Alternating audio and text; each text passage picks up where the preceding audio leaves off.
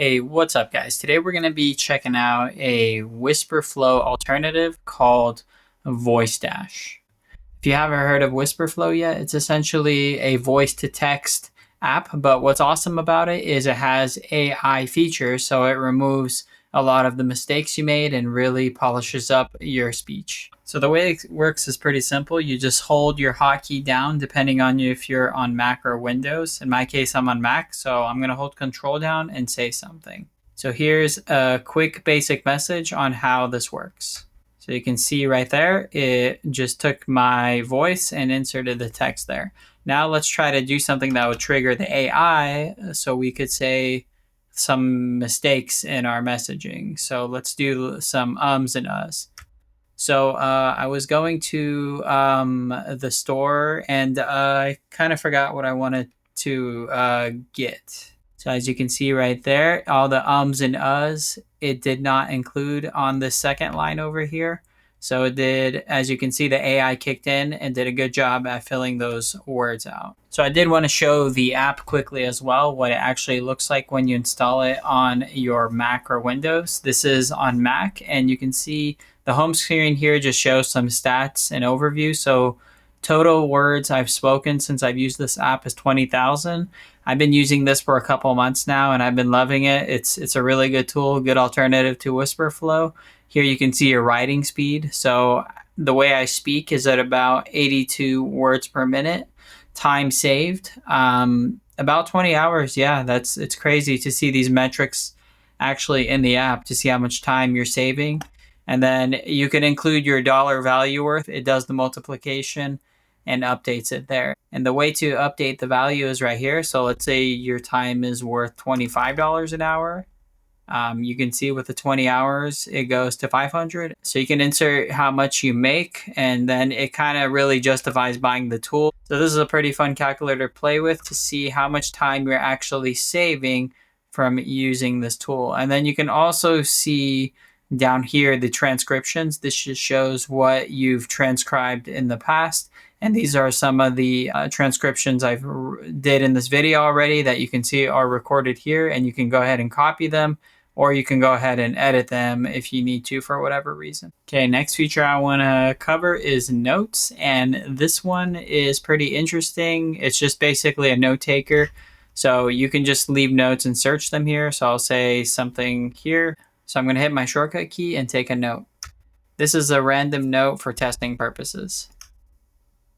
And as you can see right there, inserted the note. I can just say finish, and then it's right there. And then I can probably search for a note. I mean, obviously pulled it up. If I search like the letter Z, which does not include that letter there, it just shows no matches. So it's just a live search notes over here. Okay, this next feature is really cool. It's the snippets area. And basically what you do is you can say a trigger word and it'll write something else. So here I have a trigger word of BRB, and it'll instead write be right back. Here I can say my address, and then it'll insert this address. And if I say my email, it'll say hey@sparkify.co. So let's go ahead and actually test this out to see what it looks like. So if I say BRB, that was a good, perfect translation. Now let's go ahead and try my address. My address. Okay. And then let's go ahead and try my email. My email. Okay, perfect. As you can see, these snippets are really helpful for things you type out frequently. And this could be good for like a email placeholder, outreach email template. And you can see, instead of saying what I said, it instead inserted the email here. Very useful for those repetitive things that you have to type out or use. You can simply trigger them with your voice instead of going to an app and getting the data from somewhere, the templates. And then next I want to go into the settings, which has some pretty cool features. Hotkeys is pretty straightforward. If you want to hold to talk, I have it to control. If you want it to always be listening, I just have to click control plus space. Next we have custom system prompt. If I click edit, you can see I have some rules here I set a while ago. So what I did was I went to my ChatGPT and asked it to extract how I speak to it. What's my speaking style? And then here's what it gave me. And you can see some things like use words like we, I think, and it makes sense because these are things I actually do say a lot.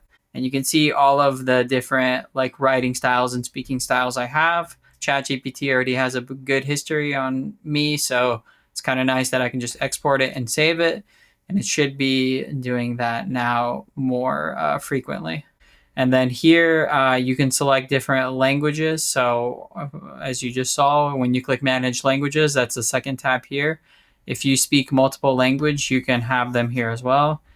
So in my case, I do speak a bit of Russian, not super fluent, but a decent amount. Select Russian here and then click Save and Close. And then now you can see I have Russian as a language. And if I speak in Russian, it should be able to insert the text. So let's go ahead and try to say something in Russian here. I'll say, hey, how are you doing? Now let's try it in Russian. Привет, как у тебя дела? And you can see, hey, how are you doing? Yep, that's how you say it. And what it does is it takes your language and converts it to English. The way it works is if you delete the English language and leave Russian, it's able to type it out in Russian. So let's try that again. Привет, как дела? I basically said, hello, how are you? And that's how you write it out in Russian. Now let's try doing it in a different order. Let's try to get the English language here. Let's do it secondarily and then see if I say something in English, if it'll move it over into Russian. So let's go to our notes and we'll say, hey, how are you?